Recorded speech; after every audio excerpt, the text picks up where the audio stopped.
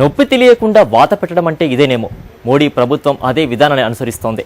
మొన్నటికి మొన్న రైల్వే ఛార్జీలు బాది ఇప్పుడు కిరోసిన్ గ్యాస్ ధరలను పెంచేందుకు రెడీ అయ్యింది.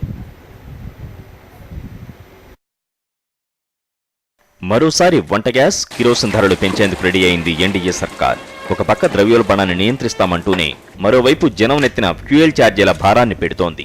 చమురు రంగ కంపెనీలు భరిస్తున్న నష్టాలతో పాటు సబ్సిడీ భారాన్ని తగ్గించుకోవాలంటే ధరలు పెంచక తప్పలేదని చెప్తూ కిరోసిన్ పైన లీటరుకు రూపాయి చొప్పున, వంట గ్యాస్ పైన 5 రూపాయలు పెంచాలని నిర్ణయించినట్టు తెలుస్తోంది. అది కూడా దఫాల వారీగా నెల నెలా పెంచాలనేది మోడీ ప్రభుత్వ యోచనలా ఉంది. యూపీఏ ప్రభుత్వం జనవరి 2013న డీజిల్ ధరలపై నియంత్రణ ఎత్తివేసి నెల నెలా లీటర్పై 50 పైసల చొప్పున పెంచుతూ వచ్చింది. ఇప్పుడు అదే ఎన్డీఏ ప్రభుత్వం కొనసాగిస్తోంది.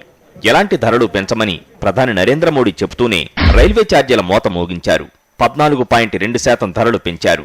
అదీకాక మార్కెట్లో ఉల్లి నుంచి కూరగాయల ధరలు ఆకాశాన్నంటాయి. దీనికి తోడు ఇప్పుడు వంట గ్యాస్ ధరలు పెంచితే సామాన్యుడి నుంచి వ్యతిరేకత తప్పేలా లేదు. ప్రభుత్వం ఇంధన సబ్సిడీ రూపంలో 1,40,000 కోట్లు భరిస్తోంది.